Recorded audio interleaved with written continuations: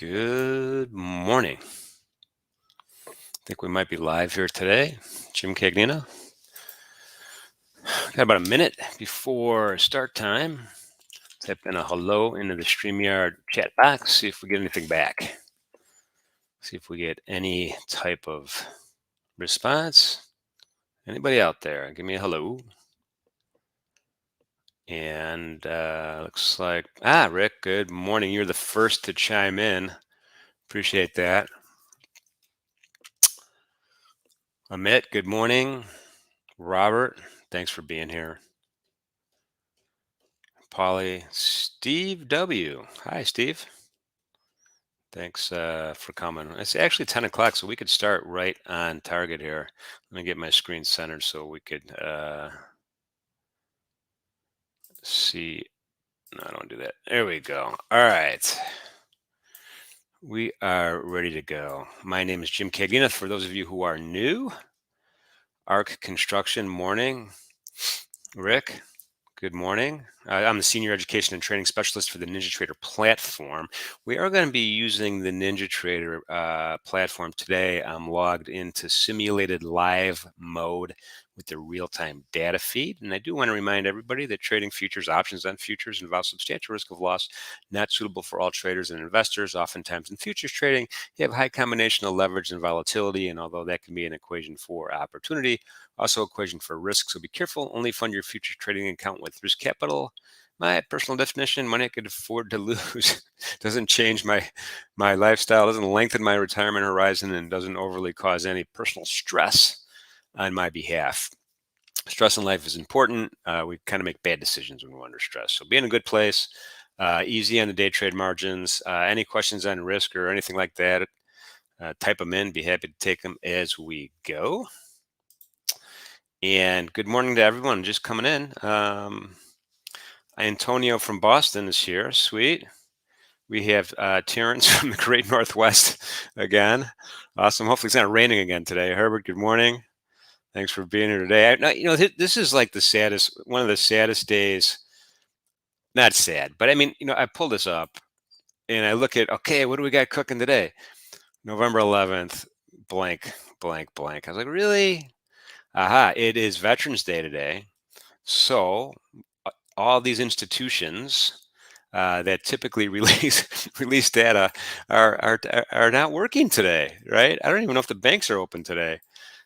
So that was kind of whoa, there's no releases, there's no anything. So we got to go on muscle memory today, which is fine. We could do that. So I just do want to do a little bit of a shout out to Mrs. Kaggs. Happy Veterans Day. She is a veteran. Appreciate that. Love you for that. Anyway, Emini S&P, man, we had this whole, what do you want to call it? Inflation scare yesterday. Let's just pull up a daily chart and see where we're at. I don't know if we're out of the woods yet or not. I'm going to turn this ring light off, make it easier for me. Here's where we're at. Here's where we're at. I have a simple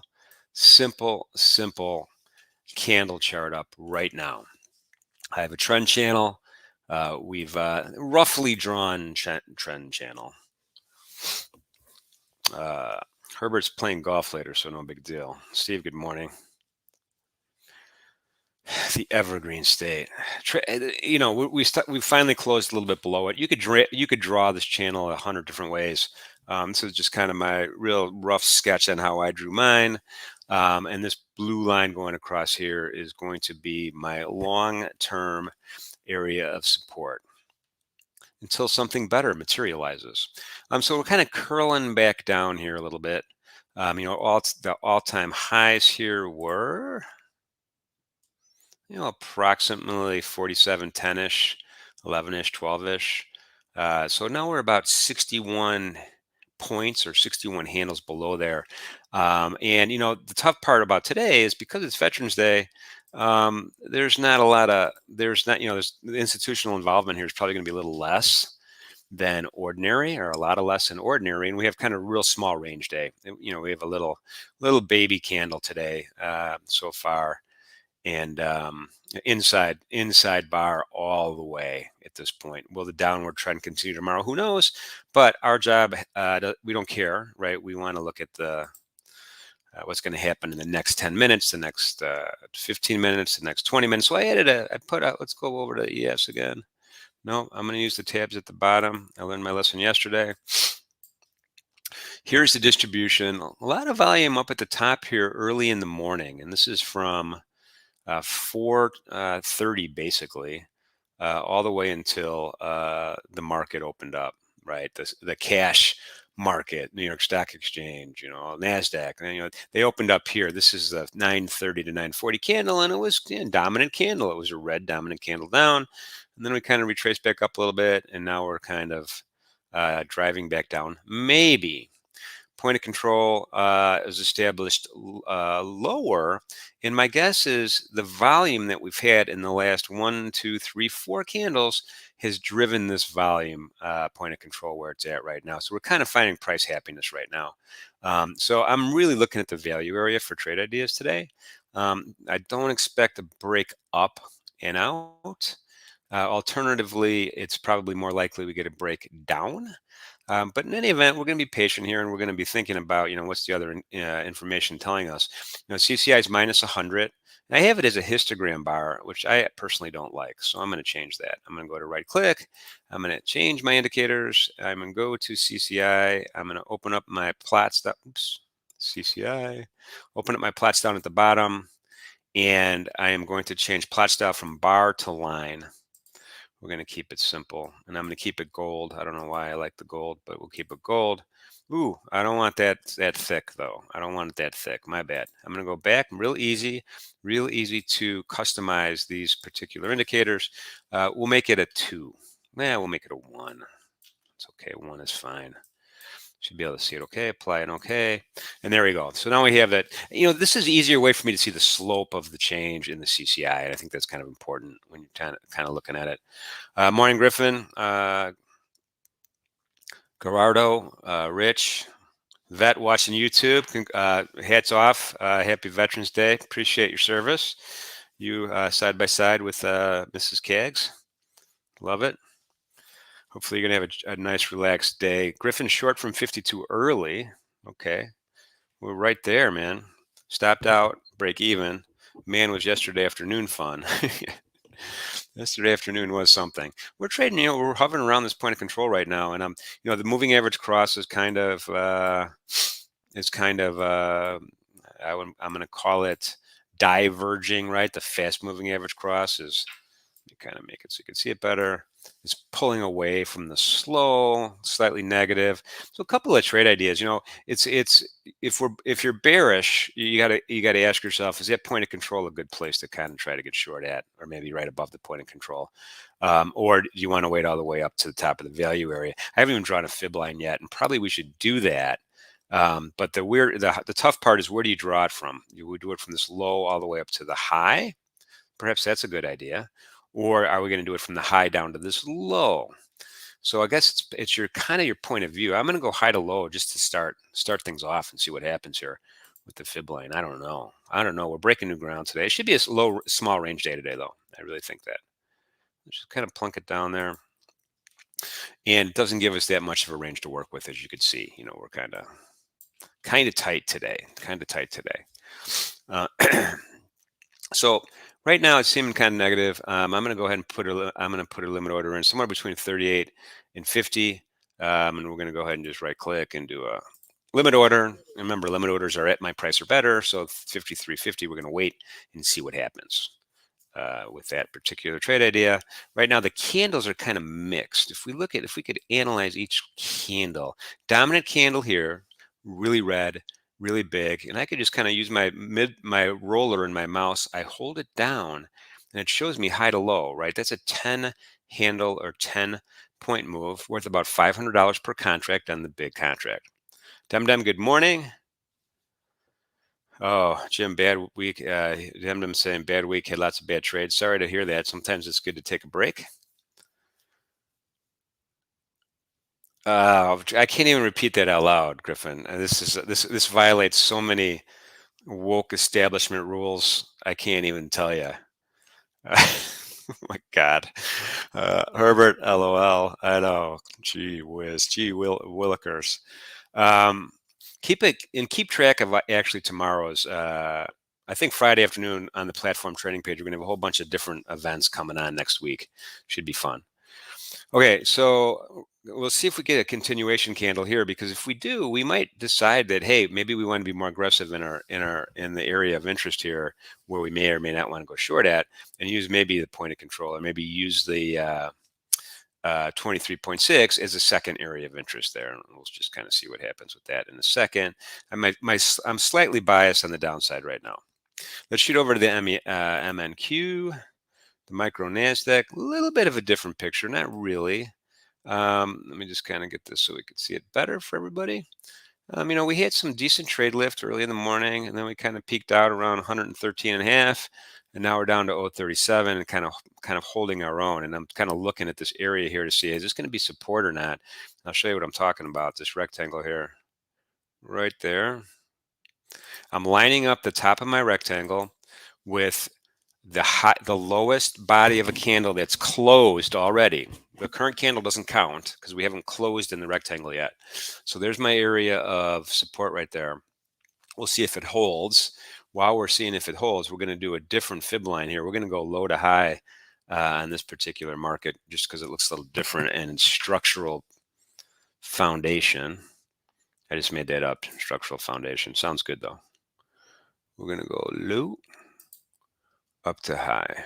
Remember, micro NASDAQ has big candles traditionally with big wicks, so you got to give yourself some breathing room as you're entering trades here. And so here I'm pretty. Now this is a different story. Let's just take a look at the daily chart for this was firmly established our bias here. So we're having a comeback candle here. I mean, we've had a kind of a turnaround since a couple days ago. We have some selling. We have a bigger continuation selling. We have a pause in the selling. I'm totally suspect though, because today is Veterans Day, kind of a holiday, and not a lot of institutional involvement is my guess, or certainly government involvement. But right now, this is an interesting formation from my point of view. So I want to be careful. Either way, I don't know if I'm bullish, bearish, or neutral right this very second. So right now I'm going to be cautiously optimistic. And a good thing about the micros is, again, you can scale in and scale out. And see, we again, we didn't close in that area as well. So I'm going to go ahead and scale into a couple positions here. I'm going to see if I'm going to go right at the 38.2. There's some meat there. And then I want to get a second unit in my rectangle. I want to see if we can get in my rectangle. I know those two are tight, but this is a micro, right? We'll have a 2-unit trade on, and then we can consider the bottom of the value area for the third unit. Stop loss in this particular case is going to be a little bit tricky, because remember, this is the micro NASDAQ, but I'm gonna use the 61.8, and I'm gonna use the candles here from 3 o'clock this morning. I know it's really, really early. And think about where I might want to put a stop loss, just from a catastrophic stop point of view. And I'm going to use this wick of this candle down here. For now, we're going to change it once we get filled, if we start getting filled. And this will be, of course, a sell stop. And I'm just going to change it to a 3-lat. Easy to do on the chart. You could do it on the trading ladder if you want. So we have a couple setups here. We have a long setup here. Oh, and I did it again, didn't I? I keep doing that. And we're trying to get short on this particular market. Now, we might change our minds here. Let's see what happens with this candle. We didn't draw a rectangle yet here, and I think we should do that. We're remiss in not doing that. Remiss is another thing we don't want to be. Area support right in here. Area support right in there. And it corresponds with the low of the way I drew my fib, right? The low of where I drew my fib. So if we're truly range bound today, I do want to kind of look at the bottom of the value area as a potential area of interest to actually get long, and we're going to do that again. A lot of times these wicks do get tested, right? We touch our way in here, and it's okay. There we go. So now we got a little bit of a range kind of thing. We're going long at 47.5, going short at 53.50, and then we'll wait and see what happens here. 1, 3, and 9 minute periods are all short. Paul says, do you ever make trading decisions in the middle of a 10-minute candle or always wait for the current 10-minute candle to end. Well, yeah, no, I hear you. It's a tough thing to decide. I mean, sometimes as the candle's forming, Paul, it can give you clues on what's happening with the structure of the candles. But I like to see more data. I'm very conservative. I like to be slow and deliberate. I think is better for me. Again, we're just looking for one or two trade ideas in an hour time frame here. We're not over leveraging. We're not getting over excited. We're doing 1 unit trades right now. Today might be a good 2 unit trade. I mean, again, if as long as we're range bound. I'm looking for where I have my sell limit right now and thinking, are we in a good spot or not?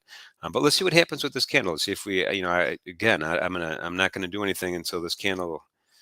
We got 5 more minutes before this candle does something, and yeah, it's going to be slow today. I think I really do, at least this morning.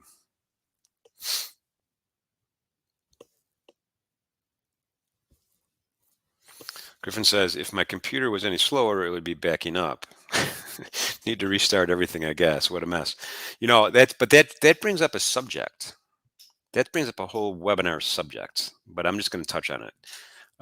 There's very few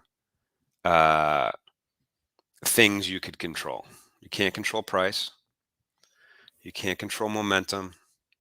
You can't control the speed of the CME Globex matching engine. You can't control really the speed of your internet connection. I mean, your external, the ISP you're using, data hops around the country before it gets to you.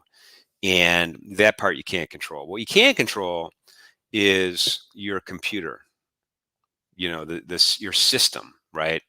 And your monitors. And those things you can control. And to a certain extent, you can control your your internet connection, right? You can get we have AT&T and Spectrum here in Charlotte, and we chose Spectrum, and paid for the extra boost in data. So those kind of things, spend a little bit extra money in getting that part right. I think that's important. All right, so what are we doing here? Micro NASDAQ. We're long one contract in the micro NASDAQ. We're long 2 units in the micro NASDAQ.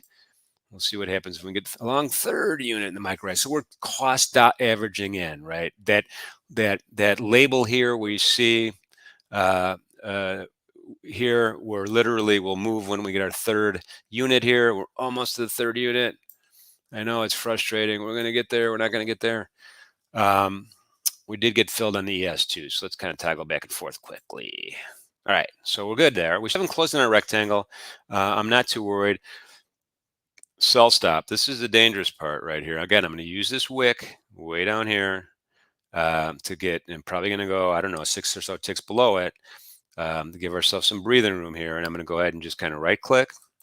And this, since we're long, this will be a sell stop. All right, so now the anatomy of the trade is set for the ES. Maybe we'll be a little bit more aggressive and manage things as we go. We're long in this particular market. One, that's the green one. We're up. This is the how many ticks we're either up or down in the black rectangle portion of the label where we're long from, 46, 47 and a half. And then on the micro side, we have 2 units instead of 3, and maybe we should decide, hey, there's a certain point where we have to put a profit target in here. Let's look at this volume profile again and kind of line up our areas of interest. And one, of course, is the 23.6, really good target. I like it. I want to be a little bit north of that. I'm just going to right click, and I'm going to go ahead and try to sell one.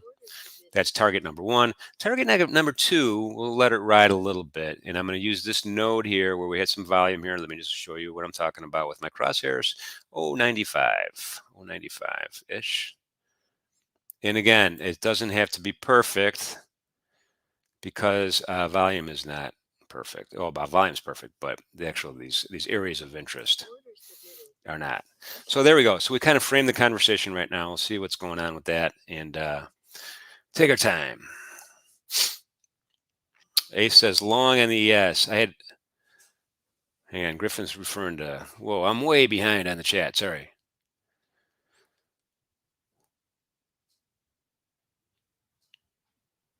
Ace trade. So if you know any 17-year-old grammar kids, you could have them build you a pretty powerful tool with not a lot of cash. I mean, isn't that right? I mean, when you're my age, you're like, look at the price tag and assume there's a direct relationship between quality and the price tag.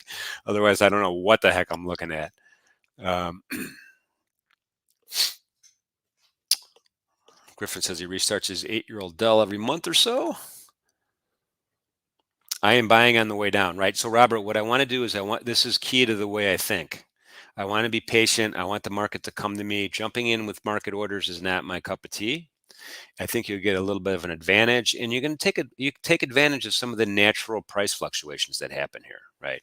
Natural price fluctuations happen, and that's kind of how I feel.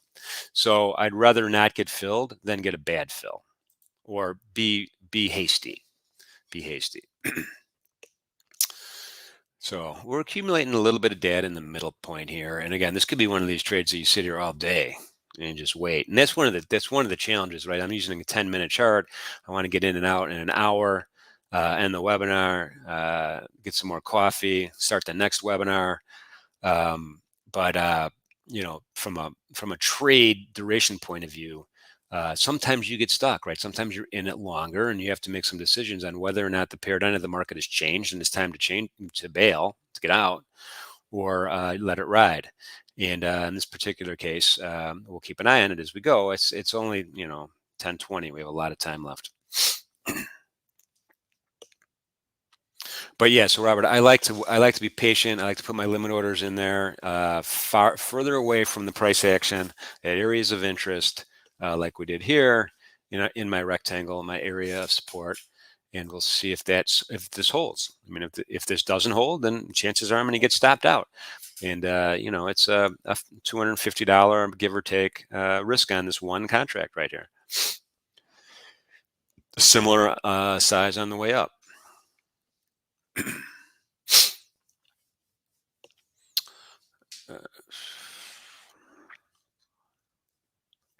So that's another good point. Today's trades for Griffin, I had big desktop computers built for years. Nowadays, you could run charts and add monitors to about any laptop. Yeah, I got this weird adapter here. I don't know what it is. I got 4 different things plugged into my laptop on one side, and on the other side, I got a headset and a mouse and a keyboard. I got wires all over the place here. But yeah, I have one laptop powering my whole operation right now.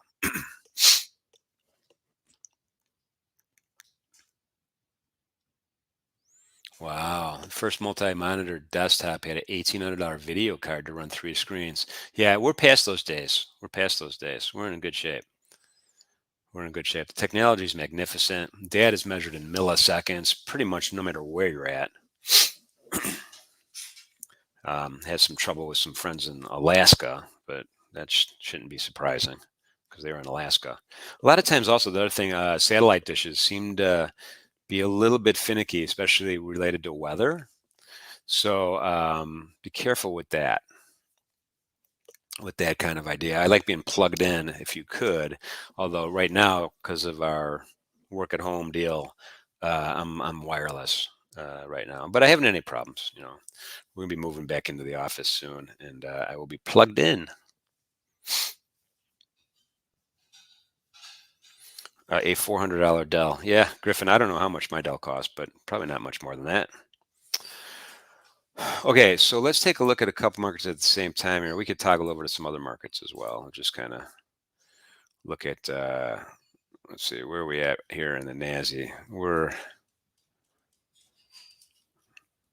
It's my MNQ. Let's just kind of click over here. MNQ is still kind of going sideways here. We're accumulating data over here, accumulating volume over here. This point of control will probably be challenged pretty soon. It might not be, but it could be. This is a competing point of control right here where I have my crosshairs, just pretty much where we're at. Where we're at. The overall structure here is starting to look more negative, right? Which is not good for our trade idea. But again, we're going to wait and see if we start getting closes here into what happened to my rectangle? Let me move this over a little bit. And so I could redraw my rectangle. It disappeared for some reason. And until the candle closes inside my rectangle, it's still the area of support right now. There's no changing that just because we're trading in it, right? I want to see it close into that area, and we got 6 more minutes. Very well could get a close. Maybe we won't get a close. Um, who knows? And then here's our ES trading ladder here. I might have a different account selected here. Let's see. I do. Okay, there we go. Here's the trading ladder, totally in sync. So I can see the ES here on the right. I have another chart on another monitor, but I can't show it for the stream. I mean, without moving windows around and making this look really ugly. So we're not going to do that.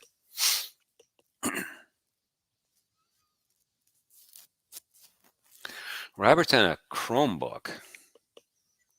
Wow. Paul says, have you tried mobile marine personal Wi-Fi? I have not. I have not. We could take a look at some of the other stuff too. I mean, crude oil, I think, was interesting this morning. I mean, we're 81. Let's see if I have a crude oil daily chart up. Of course I do. There we go. This is crude oil. I'm a big fan of the micro crude oil, by the way. I'm looking forward to doing a webinar on that. Trend is very, very strong. Yesterday we had this data point, and remember they did both the Energy Information Administration released both of their reports, their weekly reports yesterday, the crude oil report and the natural gas report. They moved it forward instead of backward, which I thought was interesting. I don't remember seeing that before. Usually they push something back a day, but they were both yesterday, and that's why you see this big red candle here. High to low, it was almost $4. That was a big move. A little bit of a recovery, but more of a doji-like situation here right now. I have a few different moving averages. Ignore those. Those are just 50, 100, and 150-day moving averages I just have put up there. So again, big red candle here. Is this mean we're turning around? I don't know. We'll have to see. We'll have to wait another day to see. But right now, 81.68. We're still above $80. I'm going to draw my line, horizontal line. Horizontal line. I don't know if it's psychological or not. I mean, Griffin might know, but um, horizontal line at $80. Let me get my crosshairs out to make it easier for me. There we go. There's that $80 psychological level. I don't know. We'll see if we kind of get lower than that. Maybe we could draw fib lines here all the time, but I mean, this trend was so strong, and this is such a supply and demand market. You have this whole competition going on with respect to, on one hand, we're meeting in Glasgow about restricting greenhouse gases. On the other hand, we're begging OPEC Plus to produce more to produce more crude and get it flowing to help ameliorate some of the prices that we're experiencing back home domestically to drive our cars and power our factories.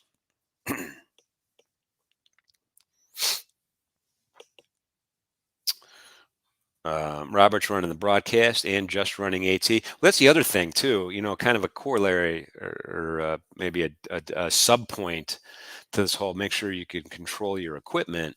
Is make sure that make it a standalone. Make it unique to trading.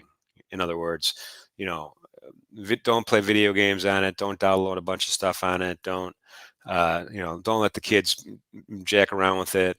That also could help to go a long way. Hey, it's kind of we're going to keep this machine clean, and we shouldn't have any performance issues on that as well. So that's another great point.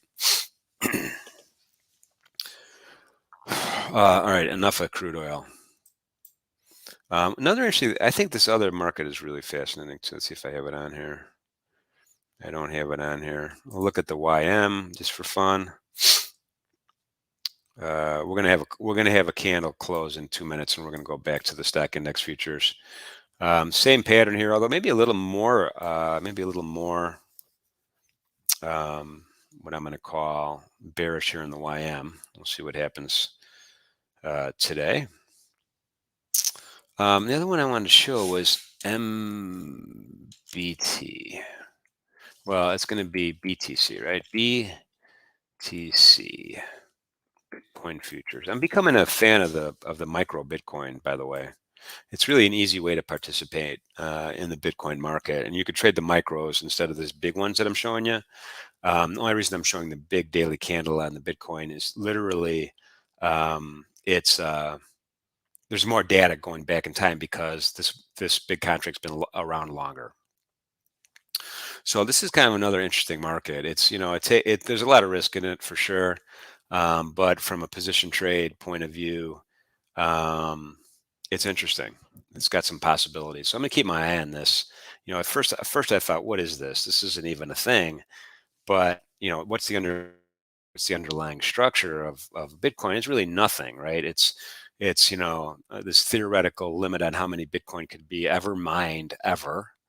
But then it's going to have competition, right? There's other coins, right? There's other cyber quote unquote securities that are going to compete from a supply and demand point of view also. So I'm going to keep an eye on this one for sure.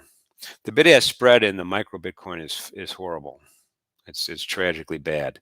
So, but the good news is it's coming back a little bit. Oh, we got a new candle. I'll show you that in a second. Let's kind of put our thinking caps on now and look what's happening to our trade idea. We haven't got our second unit yet, but I'm gonna have to rotate my area now. I'm gonna bring it down again to the body, the lowest body of a candle that closed. So I just drag down my area of support even further down to match the body that just closed, right? And it's right at the 50% retracement, so I'm not freaked out yet. And again, we have this third unit here dangling we're waiting to get. So far so good, even though we're negative on the trade, not too worried about it. It's a micro. On the ES, you can see on the trading ladder here, we're only 4 or 5 ticks off our entry. Our stop is way down here. Our target is way up there. So we're just kind of hanging out in there. But let's take a look at it anyway, since we do have a new candle. And same story, right? We're going to have to move down our area of support to the close of the previous candle. And we're punching on down now. We'll see if we can close it again. We'll have to move it again. This is really, is this going to be a continuation candle, or are we just going to test this area of support right now? We'll find out pretty soon. It easily gets stopped out here. And while we're waiting, let me just kind of show you the micro Bitcoin bid-ask spread. I mean, this is it, right? Look at the trading ladder. It's wide, right? Right. It's several, 1, 2, 3, 4, 5, 6, 6 ticks wide, $3, and that's a lot. It's not really tight. Bids asks are kind of sparse, and a lot of the bid asks here, might be market makers and that kind of thing, or people arbing between the big one. But I believe that the volume is going to improve eventually. I think that the Bitcoin futures universe is really going to be the nucleus of everything else, because we're having ETFs that are literally being designed investing in CME Group Bitcoin futures. So. See if I have it on there. Yeah, 13,000 so far today. Pretty light on the volume. We want to get over 50 on a regular basis, over 60 on a regular basis, and you will see these bids and offers get tight.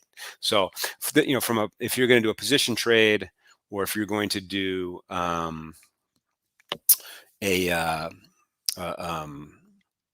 a swing trade, you can enter with limit orders. And you can get out with limit orders on the profit target side, and where you're going to get whacked is on your stop, right? Because it's going to behave like a market order, and you're going to get some slippage. Again, that's just my opinion here. In any event, that's my 2 cents on it. I think it's going to be a good thing. I'm sorry. Oh, see copper. No, I'm not showing copper. I know nothing about copper. It'd be a total waste of my brain power, considering I have limited brain power. That's for sure. The U.S. yen. That's an interesting cross for sure. We can definitely show that particular market. So I'm just going to right click. I'm going to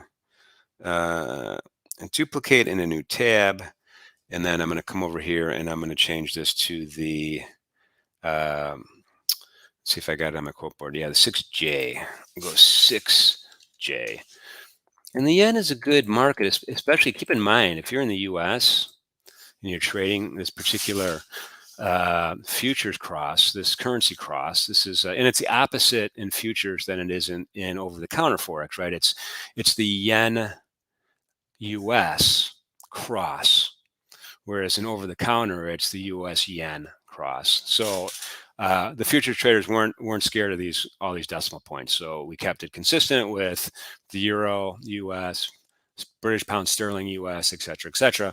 And so a couple good reasons why this is a good market to trade is one is this is a major cross, right? A lot of volume, a lot of focus on it, and a lot of not only retail traders but institutional traders trading this particular market. And not only that, the other thing is, right after dinner in Chicago, the Japan markets open up, right? So the other half of this equation starts rolling, and there's trading opportunities at night in the yen that you don't get with a lot of the other regular markets because things are kind of closed and dead, unless maybe it's earnings season or something weird happens at night. So again, I have to look at a long-term, a daily chart. The question is, really these interest rate crosses are a function of domestic interest rates, right? Money flows back and forth.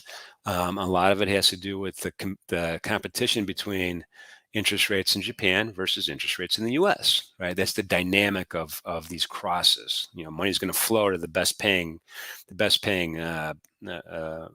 country. So something to think about. I don't know. I mean, from this chart here, this is kind of an interesting chart. Really nice volume profile chart that we have right here. Point of control right in the middle. Not knowing anything about the yen. Again, I'd be using the top of the value area as an area of interest. I'm looking at the CCI kind of sloping back up in a positive way, moving average cross going sideways. So I think again the trade's going to be, we're going to look at that area here, consider going short, and then we'd have to put a fib in here too. Let's do that real fast. Again, I don't know anything else about what's going on with yen U.S. dollar relationships other than what my indicators are telling me, other than what my chart is telling me, and where support and resistance is right now. And I don't even know. It's 9:37 Chicago time, 10:37. I don't know if this is an active time for currency traders or not who focus on this particular market, but I would suggest an area of resistance here. Let's do that while we're at it. I'm going to do it right like that. And I'm going to look at that 23.6 and say, hey, that could be a sweet spot, right? Wait for a pull back up, see if we touch our rectangle, see if we can get short up there. So that's kind of how I'd leave this trade idea. And then again, stop's going to be at the top here. So buy stop, and that's just looking at this one chart. I don't know what the bias is of this market. We could do that, but we're running out of time if we start looking at every single market that there is. So, but anyway. All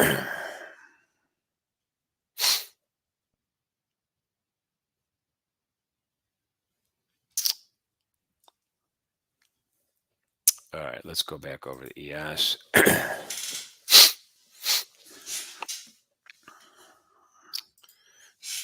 And let me just pull up one more thing here that might be interesting.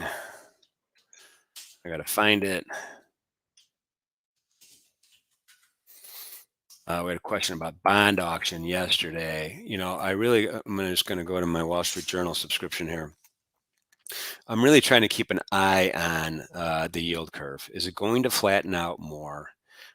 This the black line shows the current yield curve from the 1 month debt duration all the way to the 30-year. A year ago, we were much steeper. Once we got, I guess they call it to the belly of the yield curve, right?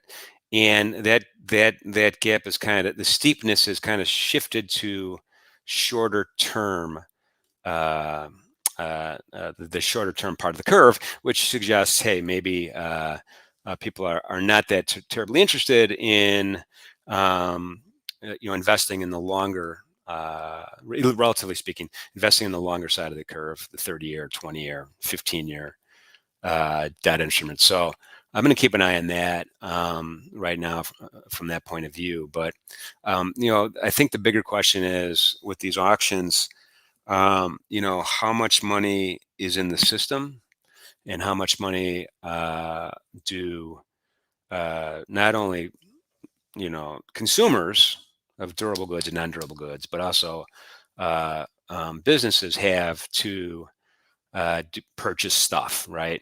For instance, how much money are you going to put to CapEx? How much, on the consumer side, are we buying a new car this year? Are we doing, we doing all this stuff?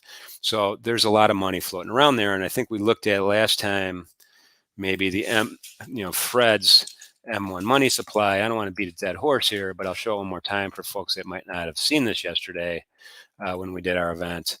This is, the M1 money supplier, if you remember from your economics class, is money that's in your checking account. Liquid stuff you can go to the bank and just get cash out.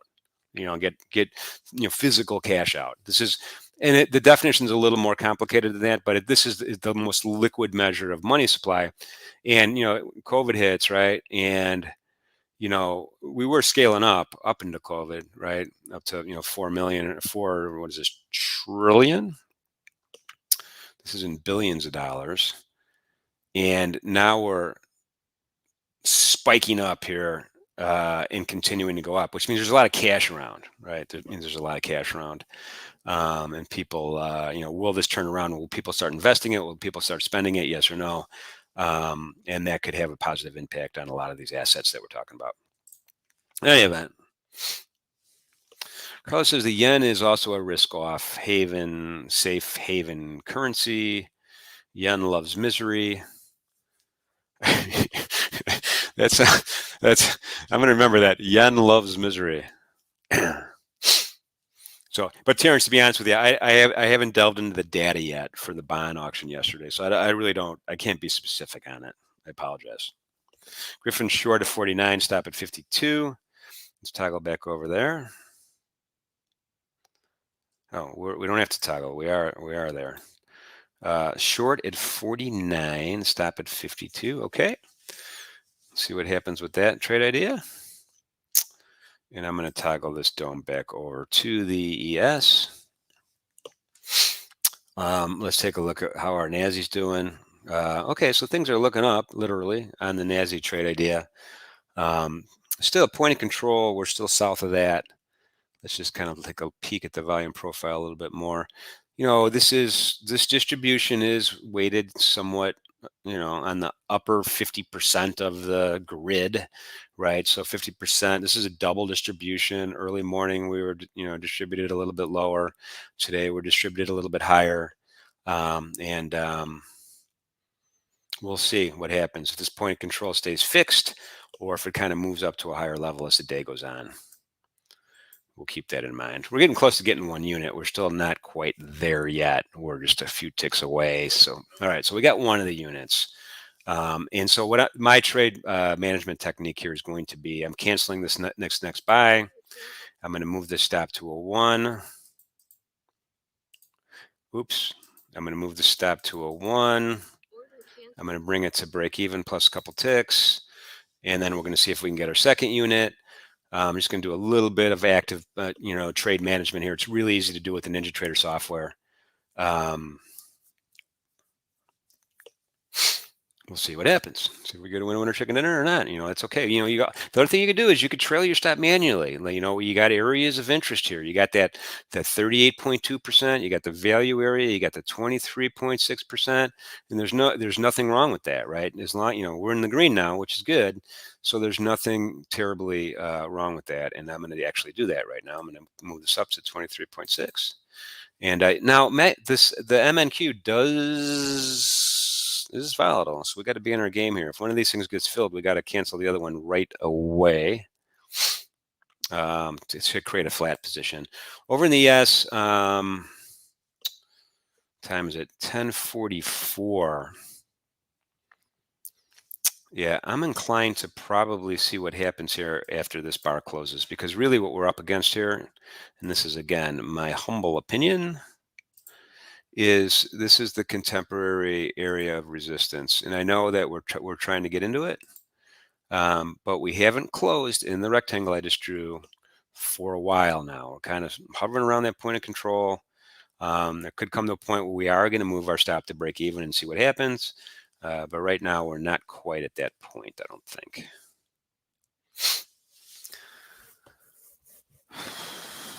Whew. It's a lot of work. It's a lot of work for an hour.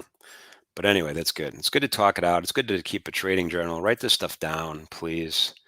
We're smack dab in the middle here. Let's see what happens here. Open this up a little bit more so we could see the action a little better. We're getting close. So I think if you're new here, you could kind of see my philosophy about patience and waiting. This could be the most boring thing you do all day, and if it is the most boring thing you're doing all day, that's good. If it's the opposite of that, it could be bad, right? You're letting emotions and other things get caught up in the day, and got to try to avoid that. Even keel.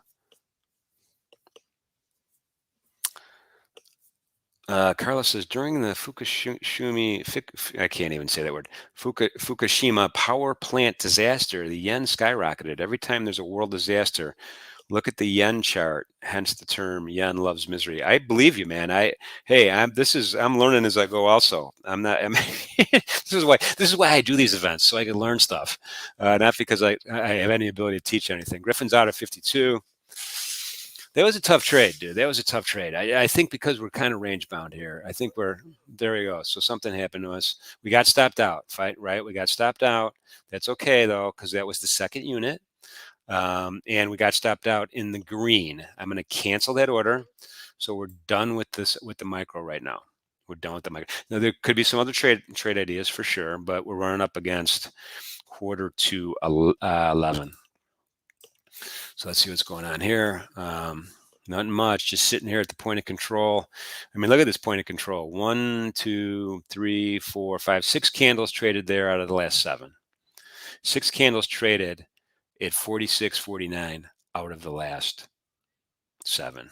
That just always astounds me. And I know the point of control shifted down here a little bit later into the event, but still, we're talking about areas that's considered price happiness. Yen, what are we doing with the yen here? Okay, so we didn't get filled, breaking down to the 50% retracement level. That's okay. We're going to keep it that way for now. Go back to the ES. 3 more minutes, we'll get another candle, and we'll start thinking about tightening things up on this trade idea. Griffin's like, to the tick. I gotta love it. Yeah, that's tough. So what Griffin's saying is he got stopped out at the high tick. You can't really sell a contract at the high, right? It's impossible. But you could get stopped out at the high, which should be impossible also. But it's a phenomenon, right? That just kind of freaks everybody out.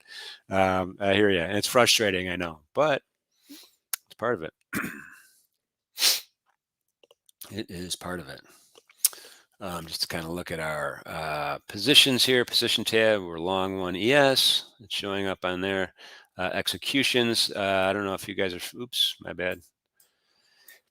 Here are the executions so far today in these 2 accounts, 2 sim accounts, and there are the orders we've done. So it's really, this is kind of handy to see this kind of information.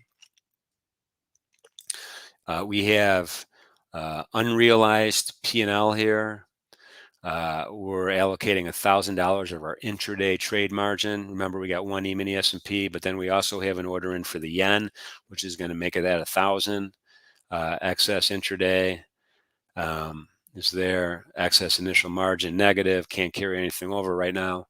Realized P&L 93, unrealized $1.75. Total P&L, you add the two together, and that's gross P&L, by the way.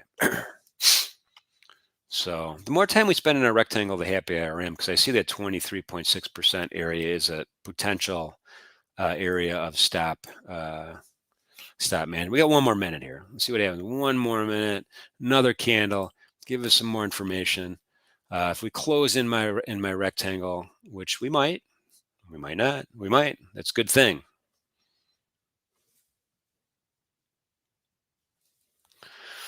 Just part of the game. Griffin says I had a 17-pointer yesterday that didn't stop out by a tick. Okay. Sweet.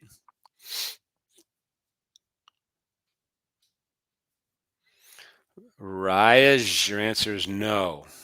Not at this point. I feel bad about that, but that's the reality of it. All right, new candle. Let's kind of do some trade in place trade adjustments here. I'm going to move this rectangle up to the top of the closed. Oops, sorry about that. Closed candle. So that's my new area of resistance. Area support remains the same. And at this point in time, it's 11:50. You got a couple options here. My thought process is going to be moving the stop up to break even. At this point in time, we have a green candle. Buyers came in. We have a continuation candle. More buyers came in, and right now we're just kissing the top of the bottom of my rectangle here. So this is coming up to. I'm going to add a tick to that. And I'm going to just kind of see what happens now. Just go over to the yen real quick, see if anything has changed there. No, not really. Market breaking down here a little bit. Unable to get our order off. We had the right idea, maybe. I don't know. Yesterday's low is here. That red hash mark line right there, right at the 61.8. And so that's another area of interest, right? A lot of folks like to do breakout trades, right? So a breakout trade here would look like, hey, if we're going to start making lower lows on the day from yesterday, then I want to sell one on a stop. So you could sell one on a stop. I'm not suggesting this is a good idea. I'm just kind of showing the example of the theory behind it. You could sell on a stop and say, hey, we're going to break through here. If we start trading below yesterday's low, man, it's going to go down. We feel like, the sellers are taking over. And then so we're going to have our breakout trade. We want to sell on a stop on the downside. That's a strategy. That's a thing. Alternatively, if you're going volume profile, oops, I'm sorry. Bottom of the value area is right here, and then the 61.8% is lined up nicely to go long with the stop down at the bottom of the value area. So that trade would look something like this, and then my stop would be down below here. So that's the other side of this range bound trade idea, and that stop might be tight, but that's how I think I'd play it. Okay, ES is toying with our emotions right now. And keep in mind, we have a little bit of a crutch here, right? We have the ability, the point of control is below, we have a higher low on this candle here, and that point of control is nice. So that's definitely an area of interest to potentially just kind of move your stop up even higher and try to take advantage of the fact that this trade is in the green right now. Things are going well, and that could kind of give you a little bit more confidence and kind of letting it go. Carlos says 46.16 is the target in his humble opinion. 46.16? Holy smokes. Holy smokeroos. I hear you. I mean, there could definitely, tomorrow's going to be a brand new day. Today with the holiday here in the US, makes this kind of an outlying day to trade, right? And the tempo is going to be reestablished tomorrow. Whether that's bullish or bearish, who knows? We'll find out tonight when we log in tonight, right before we go to bed, and take a look at what's going on. Carla says the sterling yen is called the beast. That's a currency cross. British pound sterling versus the yen. And the Swiss franc is the clown of all currencies. Why is Swiss franc a clown? Because they peg it. I don't know. Let's just wait a couple more minutes here. While we're waiting, I do want to remind everybody trading futures options on futures involves substantial risk of loss, not suitable for all traders and investors. Oftentimes in future trading, you have a high combination of leverage and volatility, although that could be an equation for opportunity. It's also an equation for risk. So be careful. Only fund your future trading account with risk capital. Um, and easy on the day trade margins. So be careful with it. Notice we're literally doing one contract at a clip. And I know this is a sim account. We're not to get that excited about it, but the balance here is 6,324. And I think you already have a lot of leverage, right, associated with just one contract, right? One contract leverage on this one contract.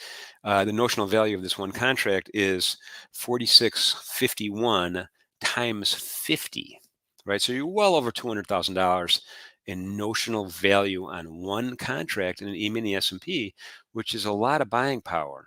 It's a lot of buying power. So, the idea that you need to have 5 or 10, contracts on right now is scary. So take it easy.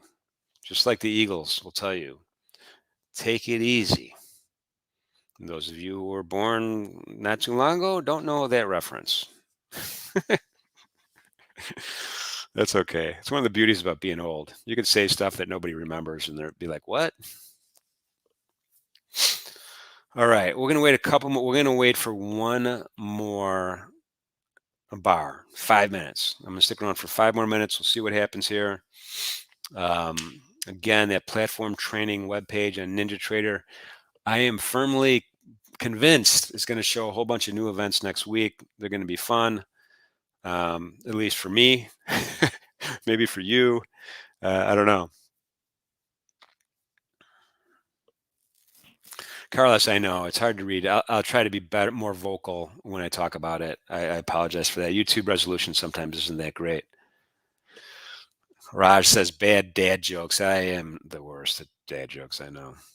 So right now our stop is at the point of control, 46.49. Our target, sell target, profit target is 46.53 and a half. My rectangle is holding pretty good. My area of what I'm going to call resistance, contemporary short term, and we're in this range here, just trading around this point of control. And I expect we will trade at the point of control again before the day's out at 46.49. I'm convinced of it. But we'll see. Our stop, you can see on the trading ladder, is right there. So it's 1, 2, 3, 4, 5, 6 ticks above our entry. And again, stops act like market orders, right? So I could get filled anywhere within a tick of this. Is how it works. It turns into basically it behaves like a market order, right? Boom, this price is touched. Immediately, you don't have to wait for anybody in line ahead of you. It is triggered and it goes.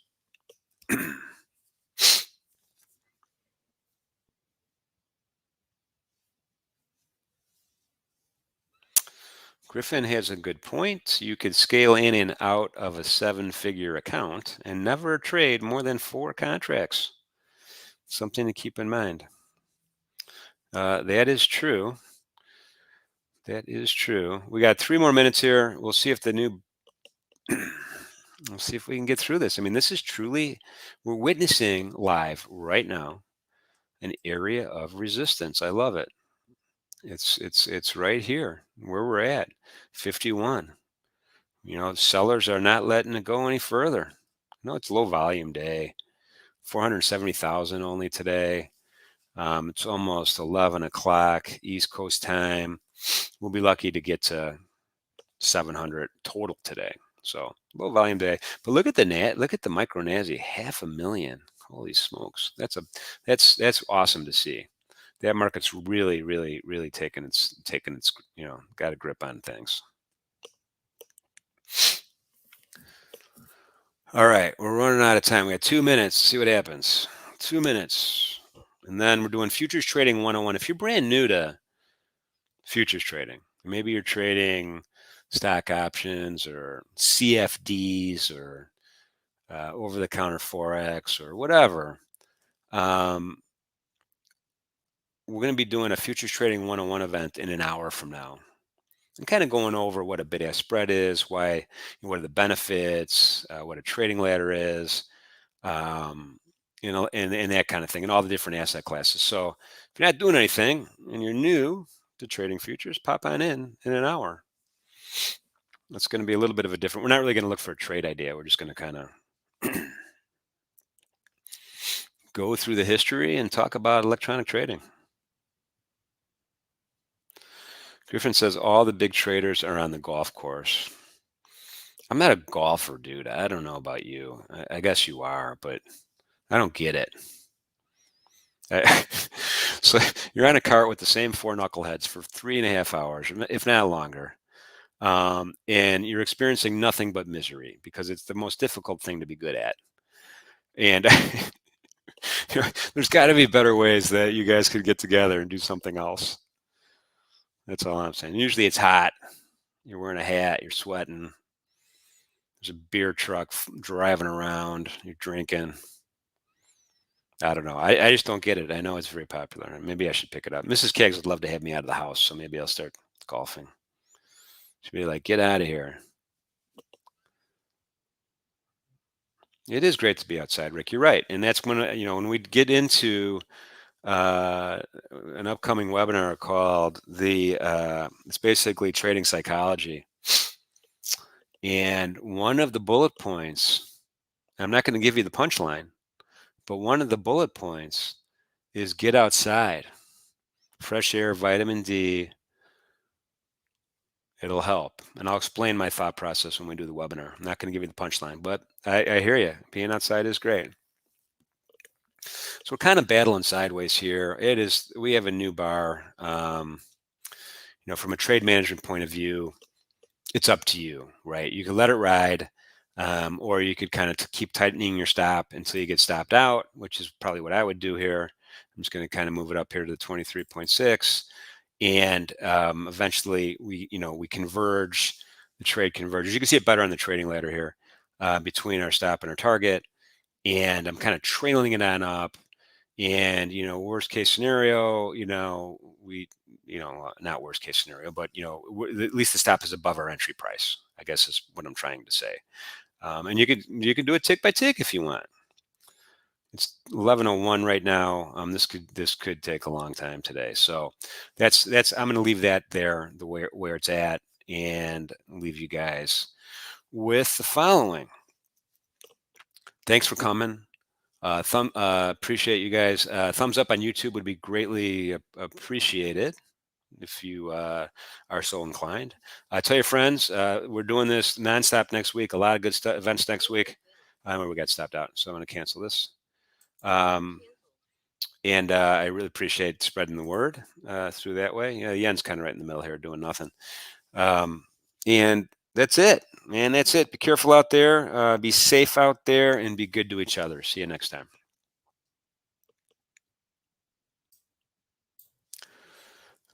All right.